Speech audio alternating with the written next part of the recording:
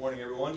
I want to start off by saying that I understand there's been a lot of pain and stress for a lot of people surrounding the last few weeks. And our program has been working hard. Our coaches and team have been working hard during that time to get ready for the season, to prepare for the season in our first game against Oregon State. In our conversations, what we've talked about is how adversity can reveal character. And if we are an average team, the adversity will crush us. If we're a good team, then we can survive it. But if we're a great team, then we can actually get better from it. And I can sit here and tell you over the past few weeks, our team has gotten stronger. The team, the players, and the coaches have gotten stronger. We were down a man. When we first met, the first team meeting, we talked about how everybody in the room has to step their game up. And they have. The leaders and the coaches. What this coaching staff has done here over the past few weeks has been remarkable. Greg Schiano, Kevin Wilson, what they've done for me during this time is something that I'll always be in debt for. Their counsel and what they've done for me has been really something I won't forget. Our coaches and our leaders of this program have driven the program for the last few weeks. Regarding the details of the investigation, I know everyone in here has a job to do, but I was not part of the investigation. I was not interviewed, so I have nothing to add. And so today I'd like to talk about football and this team. Out of respect for everybody involved, I'm not going to speak today on the independent investigation, the report, or any speculation regarding it. And I hope everybody can respect that. It's been a while since Buckeye Nation has heard about their team and how the team's taking shape and what's going on with the group. And so I think Buckeye Nation is excited to hear about that, so that's what I'd like to focus on today. Two of the things that's been our motivation, one is the brotherhood, playing for the guy next to you, playing for the team, that when we're in this meeting room, we're playing for the guys in this room. It's been a big part of what we do. And the other one is because of the tradition of Ohio State. We wear the scarlet and gray, we take that serious. And we know what that means to Buckeye Nation. We know that the people of Ohio, the blood runs thick with scarlet and gray. And so we work every day to make them proud. And we can't wait to get back in the horseshoe this weekend and go win a game together. So with that, I'd like to take any questions you guys may have. We'll open up front row right. Dom? Ryan, just being the head coach, acting head coach, has that been a whirlwind? What's that been like for you? And from a football standpoint, everybody wants to know about Dwayne Haskins. What kind of grasp of the offense does he have? And sure. How comfortable are you with him? Yeah, it has been a whirlwind. It has. But my goal in this thing was never to replace coach. That's not what I wanted to do. What I wanted to do is empower the coaches, empower the leaders, and just keep this thing moving. And I think we've done that. In terms of Dwayne, Dwayne's done a great job. You know, along with a lot of other guys, his leadership had to step up, and he's done that.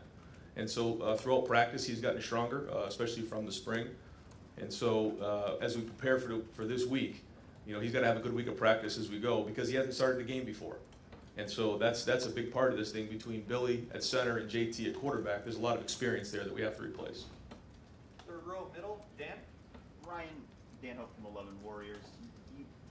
Being a first-time head coach going into a game here on Saturday, how much have you leaned on guys like Greg Schiano and Kevin Wilson to help you along? A lot. And I have so much respect for both of those guys and for the whole staff. This is an experienced staff. It's got to be the best staff in America. When you think about Larry Johnson, Billy Davis, Alex Grinch, when you go through all the different guys we have on our staff, it's amazing. A lot of experience, real professionals. But like I said before, what Greg and Kevin have done for me is something that I won't forget. And their counsel has been amazing over this stretch. And I've learned a lot from them. Obviously, they've been in my shoes before. And so it's meant a lot. And following up on that, you're also the quarterback's coach, you're also the offensive coordinator. How have you balanced those responsibilities with the interim head coach responsibilities? Well, if you saw me in one of the scrimmages, I don't know if you would have said I balanced it very well. I was trying to coach the quarterbacks, call the plays, and organize the scrimmage, and I looked like my hair was on fire. So it was a challenge, and there's been times where I felt like I've been drinking through a fire hose, to be honest. And the expectation of Ohio State is you win every game, and I understand that. So there's that added pressure there that you feel. But every day it's become more normal, to be honest with you. The first few days, it was a lot. And then after the first week, it became more normal. And every day it becomes more normal. And I think that the players understand that as well. Far left, Matt. Matt McCoy, 105.7 Zone. I'm just curious, how much around and dealing with adversity from the players' perspective. Has there been much conversation about what's going on outside amongst players, coaches during camp, or have you been able to, how have they dealt with that in terms of getting work done? Yep, well, one of the things that we do here is we talk about win the moment. That's our message to the kids. And what that means is that if we focus on the future, all it does is create anxiety because there's so many things we can't control. If we focus on the past, then we just get frustrated. So what we do is we want to spend our energy on right now. I talk to those guys in the meeting, and coaches talk about it in the meetings all the time, about how if you waste your energy on the past or the future, you're wasting. You only have so much energy in the day. But I think the reason why it's worked is because we have small unit cohesion here. What that means is we'll have a quick message. I've tried not to be in front of the team very much, but what happens is the position coaches will then get their groups together, and then within those groups, the message is the same. And then they understand that it's not just this one big room. They have their position groups they have to pull for. And so I think those two things have helped us along the way, and the players have done it. Just real quick follow-up. What are your emotions like going into Saturday? Most what? What are your emotions like going into Saturday as a head coach? I've been taking it day by day, honestly. Just like the players win the moment, I've been trying to focus on today, and then tomorrow we'll focus on tomorrow, and then we just go from there because there is no script, so we've just been working forward. Front row right, Austin. Hey Ryan, Austin Ward from Letterman Road. In terms of logistics on Saturday and then the following two games, I guess, are you going to be calling the plays from the sideline? How will that all work? So Kevin and I have always worked together on that. But yes, I'll be on the sideline and calling the plays with Kevin, and the whole offensive staff has input on all that. But that'll be the plan. Yes. So going into training camp, the last time we talked to anybody, Urban suggested that Dwayne wasn't definitely the starter, that Tate could push him during training camp. So we didn't have any daily updates on that. How did that race play out? I assume that Dwayne is in fact the starter, but how close did Tate make it? How prepared is he? Tate made some great progress. He really did, especially in the last 2 weeks. He made a really big push. Dwayne will start on Saturday. He is the starter. But the plan is to play Tate. How, when, or anything like that, we don't know yet. But he's been getting better. And so, the two of them really got the majority of the reps because Matthew, still isn't ready from his knee. And so, all the reps that were had were really split in two. When Joe was here in the spring, it was split in third. So, good news there was there's a lot of reps to learn from. Do you have to be careful at this point because of what you mentioned there with Matthew and uncertainty with his health at this point? Do you have to think about caution and make sure that your backup is ready if something happens in the way? Yeah, that's a concern. That's why we ended up bringing Chris in as well to provide some depth for us there. So, like always, we like to keep 4 or 5 quarterbacks on the roster. So, building depth there is a little concern. When we lost Joe, that was a hit. We all knew that going in. Front row left, Mitch. Mitch Stacy from the Associated Press. Up until last week, there was a lot of uncertainty about what was going to happen, who the head coach was going to be to start the season or whatever. Did you see any of that in the players? Did you see cracks where they were talking about it, or there was some kind of indication that they're living under this cloud? And not until last Wednesday. I think on Wednesday when the press conference happened, it happened late at night, and then we got them up early in the morning, 7 a.m. to have a team meeting. They looked a little tired there. I think it wore on them a little bit. But honestly, up until that point, no. It was amazing. Guys were flying around at practice. The energy was good. The coaches kept this thing going. And so I would say 98% of the time, from when this started to right now, it's been great. And really, that's a tribute to the culture here. Our culture is strong, and the culture leads at Ohio State. And the culture that the leaders here, not only coaches, but the leaders of the program, the kids, especially our captains, have set the example for, is what's driven this thing for the past few weeks. Coach, could I ask, could you just maybe step back and just move the mic up just a little bit? It's kind of, it doesn't have to be right in your face, but you can make it a little bit lower. We just wanted to get you a little bit better. Okay. Second row right, Rob. Rob Olive, Columbus Dispatch. You talk about culture. I'm just curious. You spent time in the NFL. How is that different? The oversight of players, just general oversight in the NFL is a lot different than here. How have you enjoyed it, and what's been the challenge? What is the challenge between NFL and college? Yeah, I think that when you're in the NFL, it's a business for sure, and sometimes guys come and go on a weekly basis, and so sometimes it's hard to grab onto those relationships. If you're lucky enough to be in a place for several years, you can build those relationships, and I have several of those that I made in that short period of time. But that is a tough league, and a lot of guys get fired and hired, and a lot of guys get cut, and so that's the part of it that's hard. In college, first off, it's more of a family environment. I mean, my son is here all the time. My family is very much involved with that, and so that's the part that I really like. The other part is the recruiting, and then you're with guys for a long period of time. You're with them through 2 years of recruiting, and then you're with them through graduation. So you start to build those relationships as you go. And I think that's the bond that you share in college. It's a little bit different than the NFL. So as a follow-up in the NFL, maybe a positive, maybe it's a negative. You don't have to keep track of every guy every minute. I would think that would be a little easier on you. Well, you're dealing with men. You're dealing with 20-something, sometimes 30-year-old men who have families and kids. So that is a little bit different than dealing with a 17 or 18-year-old kid. Yeah, sure. Front row right, Clay, second row. Clay. Hey, Coach. Clay Hall, ABC6, Fox 28. You sort of stepped in the breach here. How useful do you think these skills that you're learning on the job will be helpful down the road? It's kind of learning by getting thrown in the fire a little bit, and one of the things that really helped me along the way was I got a text message, and I get it just about every other day from one of my mentors, Chip Kelly, and he says, "You're built for this." That's what he told me. And that's the thing I keep going to every morning when I wake up, is that I'm built for this, because there is no script, there's no game plan. And again, my goal was never to make it about me or try to replace coach. It's all about the players and the coaches and empower them. And that's what my instinct has told me, and so that's what we're going with.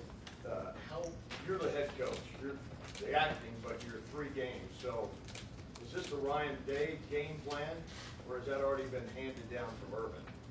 So, when you go through the preseason, that's a time where you kind of find your personality a little bit as a team. So, listen, the plan to win is never going to change. What we've done in the spring is really what we're doing now. Are there a couple of tweaks? Yes, but the culture is the culture. It's 4 to 6A to B, competitive excellence, and the brotherhood. The plan to win has never changed. So, that's the culture here, and the plan to win is always going to be here at Ohio State. Second row left, Ari.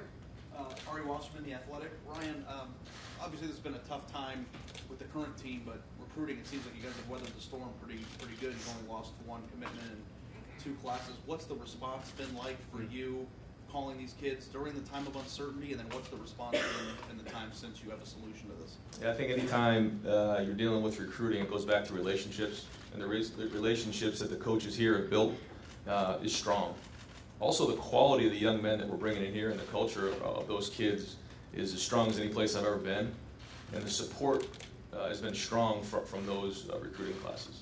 I can't get into specifics or people, but we've probably talked on a daily basis with all of the kids. The communication has been, hey, listen, you can ask questions. We may not have the answers to them, but ask the hard questions. So there's been open communication with all of them. And because of that, they've all stuck together. I know that they all communicate with each other. And so that's been a positive. And switching gears to the team, kind of a tactical question about the offensive line. Yep. I was wondering, when we saw the first few periods of a few practices that Michael Jordan was repping at center, yep. Do you have an idea of how he's going to be utilized? Is he going to be a center moving into the season? Yep. And do you have any updates on just what the offensive line is going to look like? Sure. The guard positions too? Yep. So Mike is going to start at center as of right now. We have to still go through the week, but coming out of preseason camp, he is the starting center. Demetrius Knox will be at right guard. Malcolm Pridgeon will be at left guard. Isaiah Prince will be at right tackle. And then Thayer Mumford and Josh Allaby will still be working through the week to see who plays there. They're still kind of working through that. Thayer's had a few nagging injuries.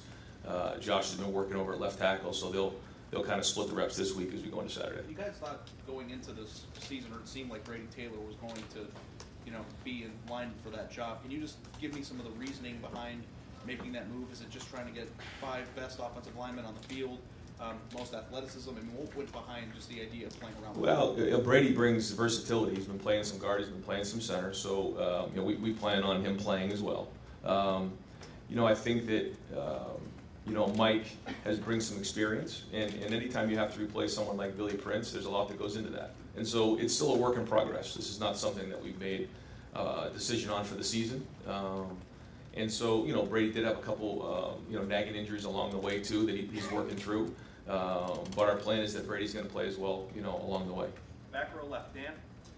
Dan Murphy from ESPN. I think there are some people that would see referring to this only as football adversity as minimizing a serious issue. Have you used this at all to talk to the team about their core values and respecting women?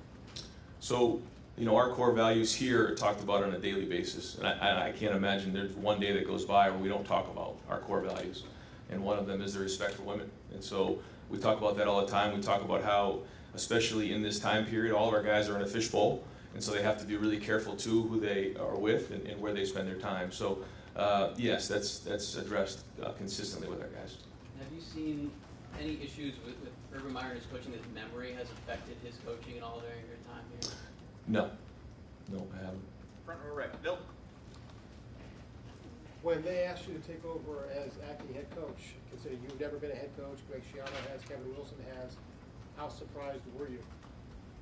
I was very surprised. It did catch me off guard. It was one of those things where you just wake up the next day and you think, is this really happening? And then you just kind of put one foot in front of the other. I don't think anyone could have expected any of this. And one more about Haskins. JT was obviously an unquestioned leader. We know that Haskins has the arm. What have you seen from him in terms of the intangibles that lead you to believe that he can be successful in all aspects of being a quarterback? No, he's very talented. He's worked hard in the offseason to change his body, and that's something that Mickey Marotti's done an unbelievable job of. And I probably, I know I did. I didn't do enough justice to what Mickey Marotti's meant to this program during this time. Mickey Marotti is the heart and soul of this program. And what he's done for everybody here during this time is amazing. He has the pulse on his team. He works with these guys in the summer. And he is the guy behind the scenes that keeps this thing together. He is the glue. And so I digressed a little bit right there, but I just want to make sure I hit that because he is a huge part of this program. He has built a culture, and he is really important to everyone here. But going back to Dwayne, again, has a lot of talent. He's very talented throwing the football. He's worked on his athleticism, strength, power. And so you saw at the end of the season last year when he had to step into a role, he stepped right in there and he was ready to go. But now being a starter, that's different. You have to prepare different. You have to be ready. Teams have film on you, and they start to see some of your tendencies. So it's going to be a week-to-week process as we get going. And he has never started a game. So it will be a work in progress, but we're very happy with where he's at. One more quick one. Brian Hartline has taken over as wide receivers coach. Could you elaborate on what he has done, how he has adjusted to that role? Brian's, again, in short notice, has stepped in and brought a lot of energy. He's got great experience. He's sat in their seats. He's played wide receiver at Ohio State. He's played in the NFL, so he has great experience that he can, obviously relay to those guys. But he's done a great job so far. Front row left, Bill. Bill Landis from Cleveland.com. Bill Roberto was kind of touching this, but when you were first named it, and I don't ask this implying that it was right or wrong, but there were two other guys who had head coaching experience on the staff. How did those initial conversations go with Kevin and Greg about, how you guys were going to work things out, and were they surprised maybe that one of them wasn't the one who was chosen? No, like I said, they've been unbelievable, and it's all been about support and how do we get through this thing together. Because, there were times along the way we didn't know what tomorrow was going to bring. And so it was all about what can we do for the team, how can we get this thing moving forward to have a successful season. Because at the end of the day, we need to put a good product out on the field on Saturday. And so that's what the focus has been. And general health standpoint, is there anybody who won't be available for the game on Saturday? So we've been very healthy. There's a couple guys in there that we're going to monitor through the week. But as of right now, there's a chance everybody on the team can play. And that's, again, a tribute to Mick Marotti and the strength coach. And you mentioned that you guys added Chris at quarterback. I would assume that he's on scholarship. And if he is, it seems like you might have to make a move there. Is there any change to the roster to bring Chris in? No, we're at 85 with Chris. You're at 85 with Chris? Yes. So somebody's not then? We're at 85 with Chris. Front row left, Doug. Ryan, how much, we know a head coach sets the culture, sets the structure of a program, obviously. But when all that's in place, How much does a head coach matter on game day on Saturday? Well, it's like anything else. I think some of the best coaching is done during the week. The decisions that are made during the week in terms of strategy and what you're doing on the field. I think that the stuff that's done in the off season in terms of finishing and toughness and willing to go out there in the fourth quarter and go win a game, that stuff is done in the off season. So I think so much of it has to do with leading up to the game. During the game, obviously, the motivation before the game, sometimes the in-game decisions are important, but I think so much of it has to do with what you do leading up to the game and the decisions that are made midweek. And when you get in the game, if it's 4th and 2 from midfield, how will you balance what Ryan Day wants to do in that moment versus what Urban Meyer would do in that moment if he was on the sideline right now? Yeah, three-way decision making. When we're in those situations, I'll refer with Kevin and Greg, and we'll make the best decision based on the situation, the time, and just try to do what's best to give the team a chance to win. Yeah. And the receiver group, we know traditionally Ohio State has rotated a lot of receivers. Who stood out? How do you have 10 guys who could play? Yeah. I don't think you can play 10 receivers realistically. Who's going to play and how's that going to work? Yeah, they're all going to play, and we have a great depth there, which I think makes us really strong because when you have receivers who can roll in and out of plays, that keeps them fresh. And think about, we have 3 captains in the wide receiver group alone. A lot of leadership there. But along the way, guys get injured too, so you need depth. But the plan is early on to play everybody. Rotate them, get them in the game, play fast, and go. Is KJ Hill just a H-back slot guy, or can he play outside too? He mostly plays inside. If we needed him outside, we could use him, but he's mostly an inside guy. Would you expect Damari McCall will have a role in there, or is he below some other guys? Yeah, I mean, you look at what Damario's done. He's spent time now at receivers. Before he was kind of playing a little running back along the way in his career, and then he get moved to wide receiver. So now that he's spent most of his time at wide receiver, he's improved a lot. How much he's going to play, we'll see throughout the week. Front row right here, Tim, and we're going to get ready to wrap up, and I'm going to get everybody who I've made eye contact with, but we're going to wrap up here shortly. Go ahead, Tim. Tim May, Columbus Dispatch. Ryan, who actually called you and told you you were the acting head coach? Gene Smith. Gene Smith. And what did he tell you? What was his message to you? Well, it's just that I was going to be the acting head coach until we had more information about coach and the situation, and that just to trust my instinct along the way. And what is the biggest thing you have learned about being a head coach? That one thing that right now you didn't appreciate 3-4 weeks ago. I mean, you do look at things a little bit differently. You notice things different. You notice the whole picture as opposed to just your position group or maybe your unit. You look at the whole picture. You look at how people walk, how they talk, how they look. Do they look tired? Do they look awake? Do they look rested or not? So just the view of everybody now, their perspective is a little bit wider. What is the biggest decision that you had to help make personnel-wise during this preseason camp? Was it Michael Jordan going with him at center? Committing to that? What just stands out in your mind as the biggest decision you were in on? Yeah, I mean, I think that obviously moving Mike to center was a big decision for all of us in the offensive staff, and it wasn't just me; it was everybody. Everything along the way has been a group effort. So talking to Greg Stradawa about what he thinks about the offensive line on a daily basis, and then making that move is probably the biggest one. Yeah. Back in 1999 or 2000, when were you named starting quarterback for New Hampshire? I'm trying to remember what year it was. That was 99. What do you remember about that moment? What do you remember about the, butterflies, anxiety, whatever you want to call them? You're going into your first game as a starter. What stands out to this day about that moment? Well, I remember it was Chip's first time being an offensive coordinator. He called it double reverse pass. So that's what I remember. And then we went on to win, and we were playing at Rhode Island. To be the responsibility, right. No, I know what you're asking. Again, it goes back to just trust your instincts. And the whole idea that you've been working your whole life to be in situations like be the starting quarterback, and that you can overthink things, but in the end have confidence in who you are. Obviously, you've expressed that to Dwayne.